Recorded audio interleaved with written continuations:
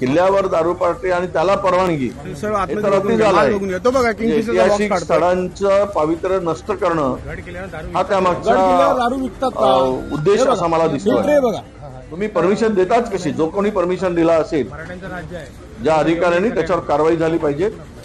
ऐतिहासिक स्थळामध्ये असे दारू पार्ट्या होता आणि उत्पादन शुल्क विभाग जर त्याला रिसर परवानगी देत असेल तर ते लाच घेऊन परवानगी दिलेली आहे, पैसे घेऊन दिलेले आहे आणि त्या पवित्र स्थळांचं पावित्र्य घालवण्याचं पाप या लोकांनी केलेलं आहे। किल्ल्यावर दारू पार्टी आणि त्याला परवानगी हे तर अति झालं आहे।